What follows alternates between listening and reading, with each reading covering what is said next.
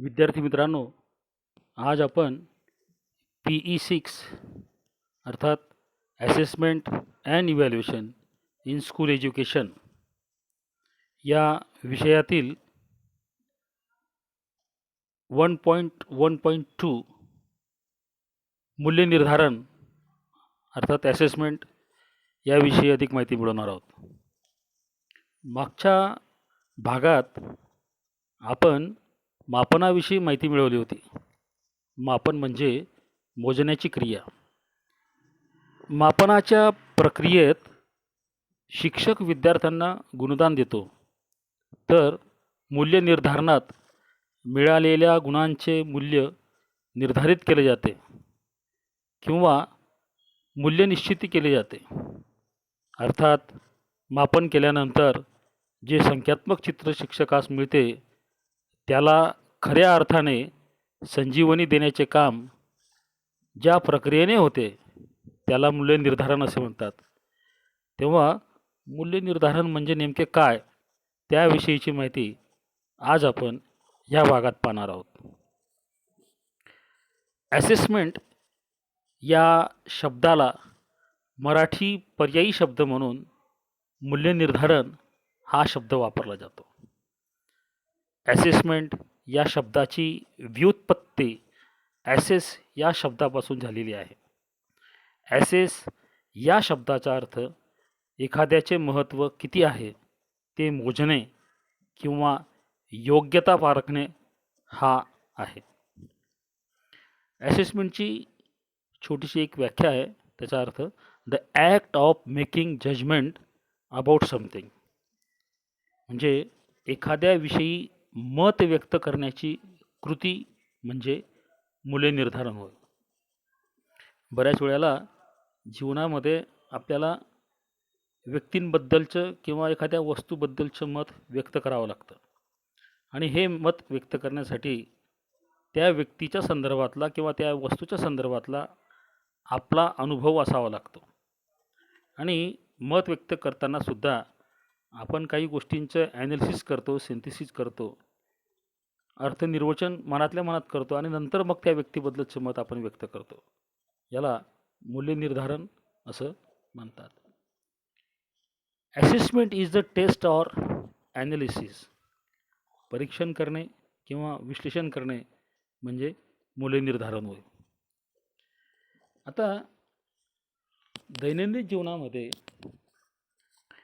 Assessment हा जो शब्द आहे हा शब्द कराच्या आकारणीच्या संदर्भात बऱ्याच वेळेला वापरला जातो. तुम्हाला सगळ्यांना माहिती आहे की एखाद्या जमिनीची खरेदी किंवा विक्री करावयाची असेल तर त्यासाठी ठराविक रकमेची स्टॅम्प ड्युटी भरावी लागते. त्याला कर किंवा इंग्रजीत टॅक्स असे म्हणतात. आता कर नेमका किती भरावा यासाठी जमिनीचे प्रथम मूल्य निर्धारण करावे लागते. आता मूल्य निर्धारण म्हणजे मूल्याची निश्चिती. मूल्य निर्धारण म्हणजे जमिनीची सध्याच्या परिस्थितीला अनुसरून किंमत निश्चित करणे. जमिनीचे मूल्य निर्धारण करताना त्या जमिनीचा पोत कसा आहे, जमिनीची उपयुक्तता काय आहे, जमिनीचे रहदारीच्या रस्त्यापासूनचं अंतर किती आहे, पाण्याची व्यवस्था काय आहे, यासारख्या अनेक बाबींचा विचार करून त्या जमिनीची सरकारी किंमत निर्धारित केली जाते. ह्या प्रक्रियेला मूल्य निर्धारण असे म्हणतात. जसे एखाद्या जमिनीची सरकारी किंमत 10 लाख रुपये आहे किंवा 10 लाख रुपये निर्धारित झाली असेल तर त्यावर 2% प्रमाणे समजा कर द्यावयाचा असेल तर त्यासाठी 10 लाख रुपयाला 20,000 रुपये किमतीचे स्टॅम्प पेपर विकत घ्यावे लागतील आणि त्या स्टॅम्प पेपरवर खरेदी अथवा विक्रीचा व्यवहार हा लिहिला जातो. अर्थात शिक्षणात देखील विद्यार्थ्यांच्या अध्ययनाची फलश्रुती ठरविण्यासाठी मूल्यनिर्धारण ही संज्ञा वापरली जाते. आता विद्यार्थ्यांच्या अध्ययनाची फलश्रुती ठरविणे म्हणजे विद्यार्थ्यांनी नेमकं अध्ययन कसं केलेलं आहे. म्हणजे वर्षभर त्याने एखाद्या वर्गात समजा अभ्यास केलेला असेल, तर वर्षभर अभ्यास केल्यानंतर त्याचं अध्ययन नेमकं कसं झालं, आउटपुट नेमकं काय आहे, म्हणजे त्याची वर्षभराची फलश्रुती नेमकी काय आहे. जसं जमिनीच्या संदर्भामध्ये आपण कर निश्चित केला, तसं विद्यार्थ्यांच्या अध्ययनाची फलश्रुती ठरविणे हे शिक्षणाचं एक अत्यंत महत्त्वाचं काम आहे.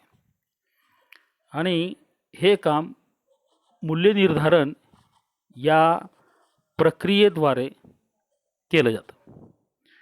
शिक्षणात विद्यार्थ्यांची अध्ययन प्रक्रिया समजावून घेणे व त्यात सुधारणा करणे, निश्चित केलेल्या निकषानुसार विद्यार्थ्यांची प्रगती आहे किंवा नाही हे पडताळून पाहण्यासाठी पुरावे गोळा करणे, त्यांचे पृथक्करण करून अन्वयार्थ काढणे इत्यादी बाबीवरून ठरविणे की विद्यार्थ्यांच्या अध्ययनाची नेमकी फलश्रुती नेमकी काय आहे.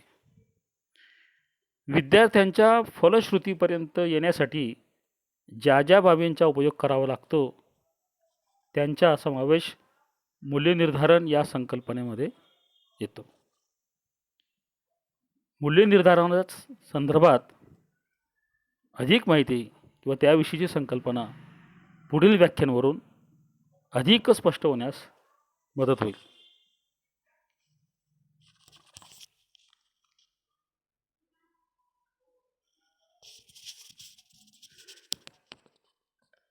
मूल्यनिर्धारणाची पहिली व्याख्या आहे. Assessment is an interactive process between students and faculty that informs faculty how well their students are learning what they are teaching.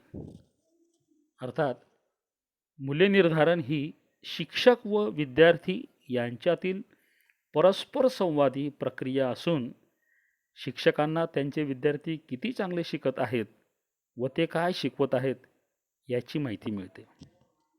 खूपच सुंदर अशी एक व्याख्या आहे. वर्गात जेव्हा शिक्षक विद्यार्थ्यांना शिकवत असतात तर त्यावेळेला शिक्षकाची अध्यापनाची जी प्रक्रिया असते ती एक मार्गी कधीच नसते, ती द्विमार्गी असते. जसं शिक्षक जेव्हा एखाद्या संकल्पनेचे स्पष्टीकरण देतो त्यामध्ये विद्यार्थ्यांना किती समजलेलं आहे हे पडताळून पाहण्यासाठी शिक्षक मधून प्रश्न विचारतात. त्या प्रश्नाचे उत्तर समजा विद्यार्थ्यांनी बरोबर दिलं तर समजायचं की आपण शिकवलेलं हे बरोबर आहे. आणि म्हणून ही परस्पर संवादी प्रक्रिया ही असते. आता या उदाहरणावरनं शिक्षकाचं लक्षात येतं की आपले विद्यार्थी हे बरोबर अध्ययन करत आहेत आणि आपलं शिकवणंसुद्धा बरोबर सुरू आहे. दुसरी एक व्याख्या आहे अँग्लो टी 1995 रिअसेसिंग असेसमेंट आहे बुलेटिन. या बुलेटिनमध्ये जो लेख होता त्या लेखातलं एक व्याख्या आहे. Assessment is an ongoing process aimed at understanding and improving student learning. It involves making expectations explicit and public, setting appropriate criteria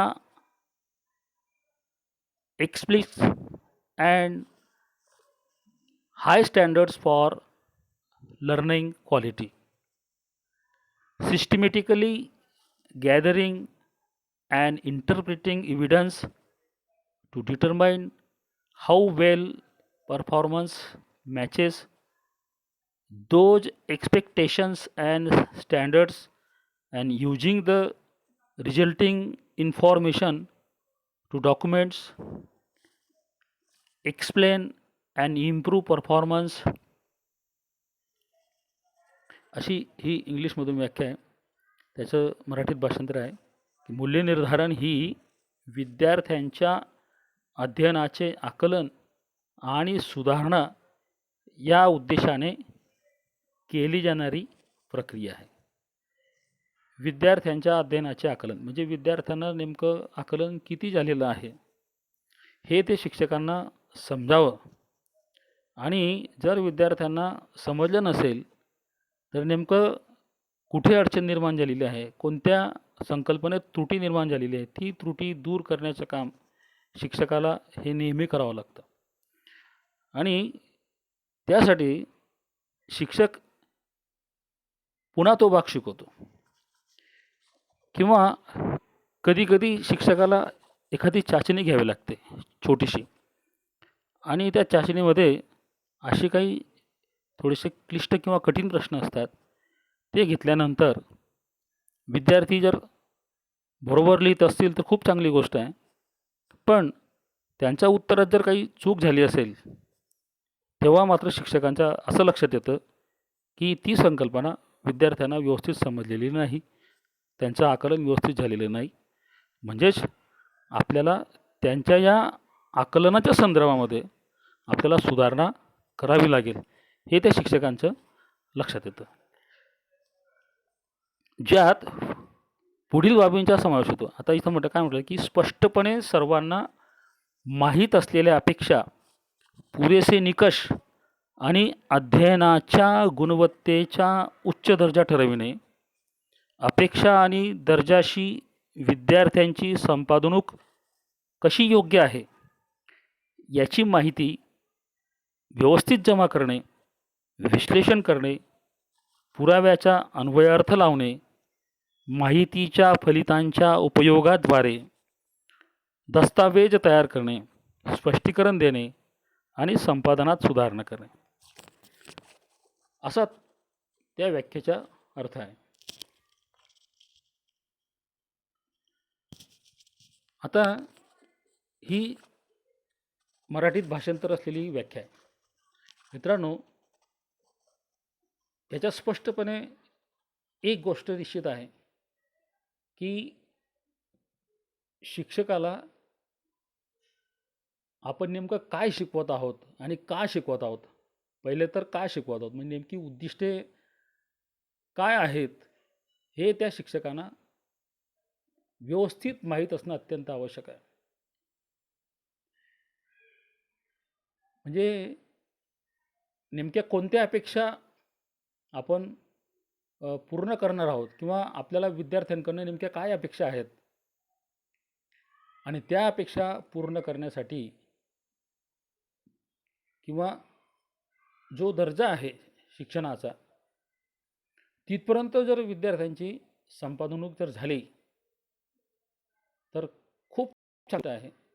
आणि नेमकी ही संपादनूक व्यवस्थित जमा करणं, त्यासाठी विद्यार्थ्यांची टेस्ट घेणं किंवा एखादी परीक्षा घेणं, ती तपासून त्या टेस्टला मार्क देणं, मार्क्स दिल्यानंतर त्याची गुणांची एक यादी तयार करणं आणि तिचं विश्लेषण करणं. आता विश्लेषण करणं म्हणजे नेमकं काय, तर विद्यार्थ्यांना जे काही गुण मिळतात त्यांची पहिल्यांदा सरासरी काढणं, ॲव्हरेज काढणं. सरासरी काढल्यामुळे काय होतं की समजा 25 पैकी टेस्ट असेल तर 25 पैकी बऱ्याच विद्यार्थ्यांना 25 पैकी 23-24 असे सुद्धा मार्क्स असतात, काहींना 25 पैकी 25 पण असतात, परंतु काही विद्यार्थ्यांना 25 पैकी 12-13 असे पण मार्क्स असतात, काही विद्यार्थ्यांना 25 पैकी 5-6-7 असे पण मार्क्स असतात. अशा वेळेला त्या शिक्षकांना त्या टेस्टची सरासरी काढावी लागते, कारण सरासरी काढल्याशिवाय त्यांना विश्लेषण करता येत नाही. कारण हे जे विद्यार्थ्यांना 25 पैकी जे मार्क्स मिळालेले असतात ते कच्चे गुण असतात. त्यांना रॉ स्कोअर असं म्हणतात. रॉ स्कोअरनं कधीही विश्लेषण करता येत नाही. आणि म्हणून या कच्च्या गुणांकांचे रूपांतर साधित गुणांकामध्ये करावं लागतं.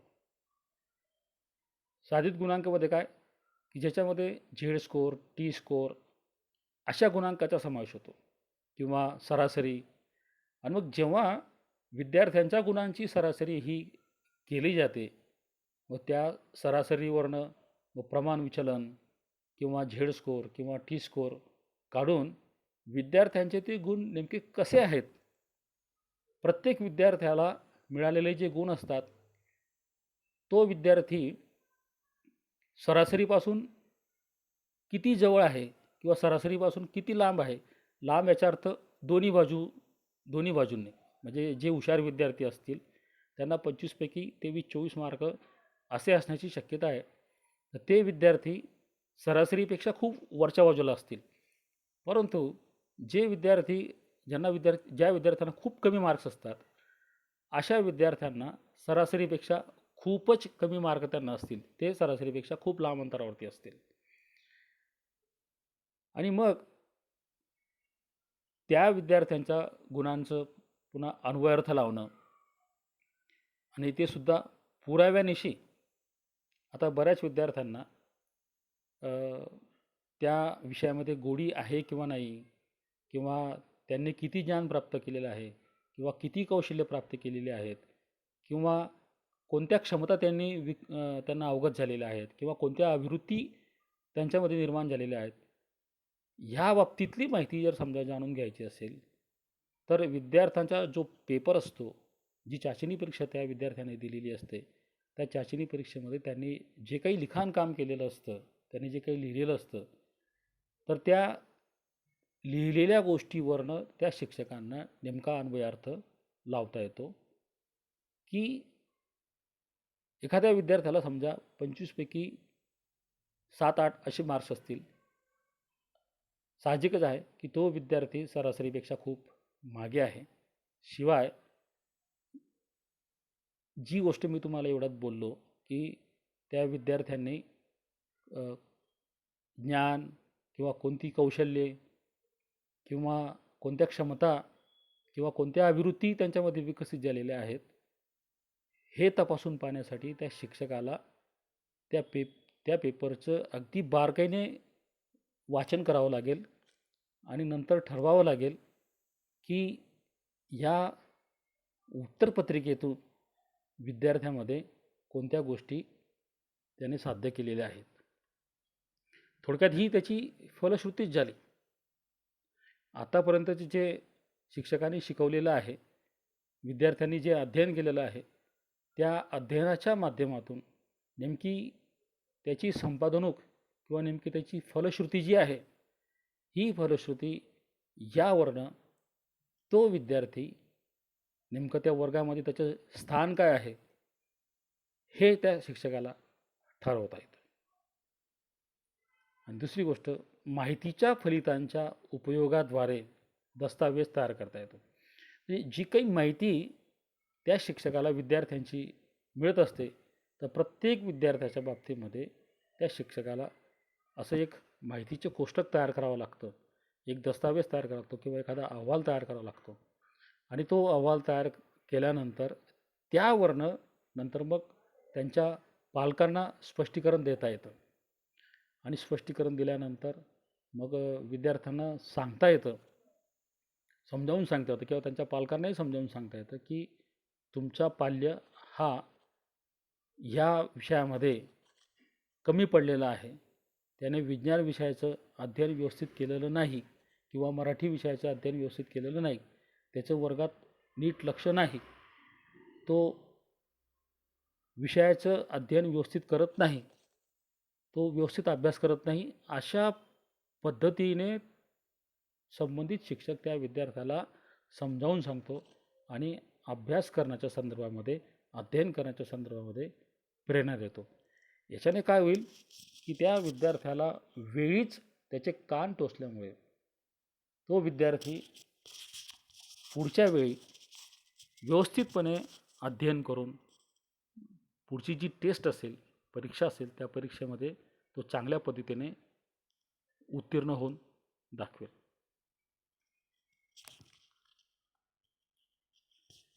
तिसरी एक व्याख्या आहे, ही सुद्धा व्याख्या खूप चांगली आहे. Assessment is the process of measuring knowledge, skills, ability and attitudes and documenting the same. मूल्य निर्धारण ही ज्ञान, कौशल्य, क्षमता आणि अभिवृत्ती यांचे मापन व दस्तावेज तयार करण्याची प्रक्रिया आहे.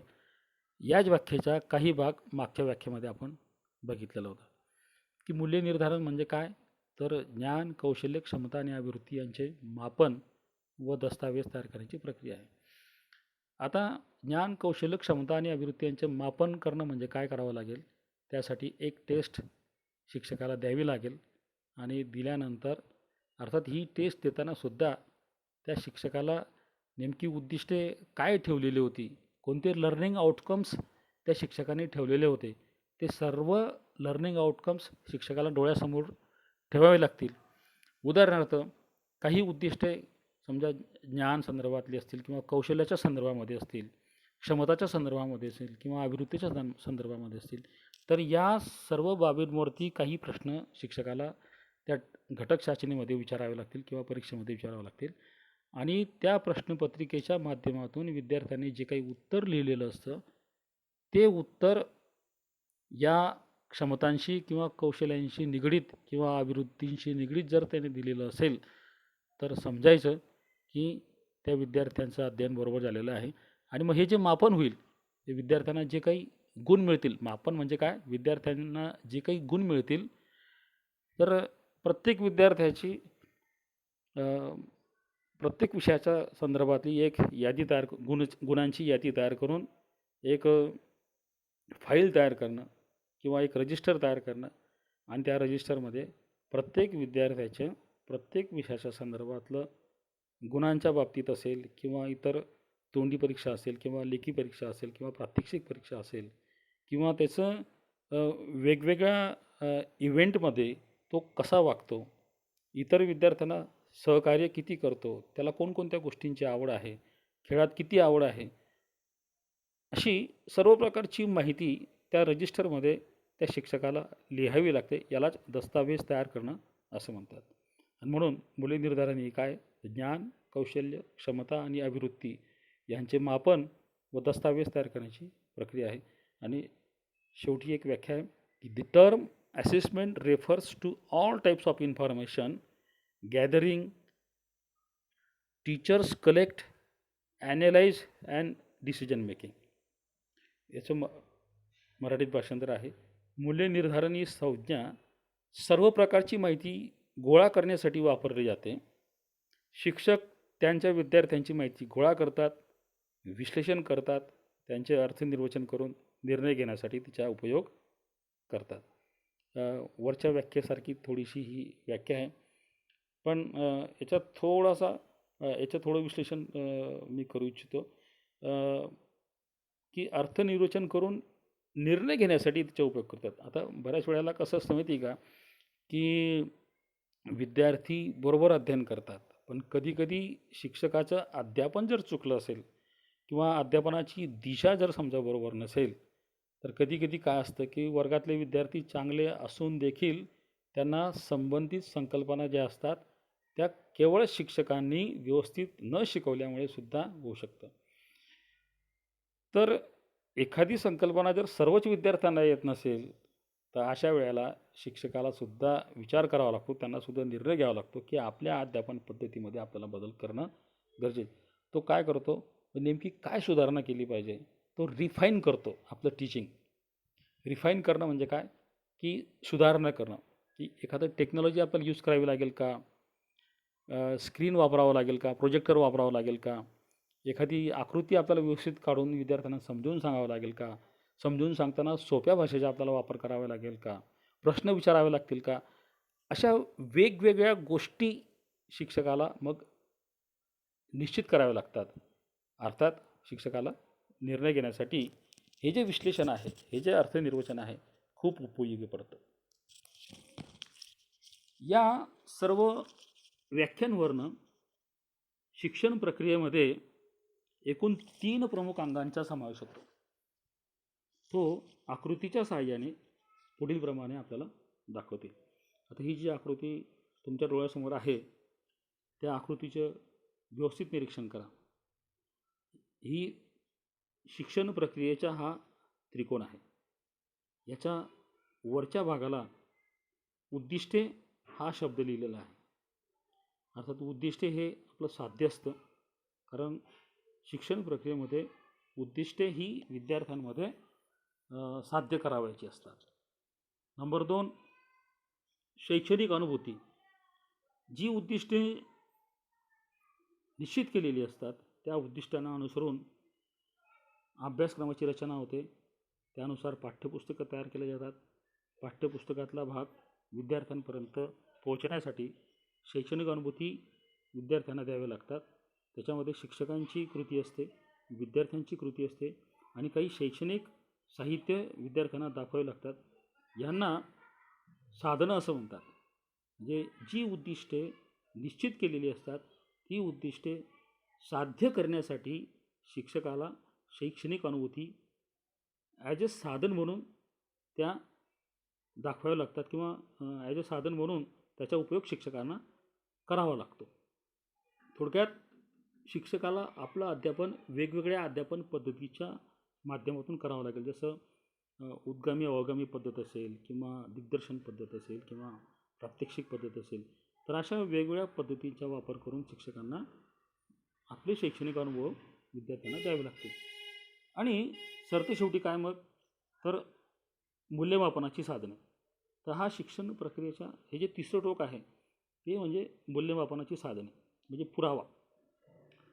म्हणजे जी उद्दिष्टे निश्चित केलेली होती त्यांना अनुसरून जर शिक्षकाने व्यवस्थित जर शैक्षणिक अनुभव दिलेले असतील तर विद्यार्थ्यांचं संपादन नेमकं किती झालं, म्हणजे विद्यार्थ्यांची अचिव्हमेंट नेमकी किती झाली किंवा विद्यार्थ्यांची अध्ययन फलश्रुती नेमकी किती आहे हे जर समजा शिक्षकाला पडताळून पाहायचं असेल तर त्यासाठी शिक्षकाला काही मूल्यमापनाच्या साधनांचा वापर करावा लागेल.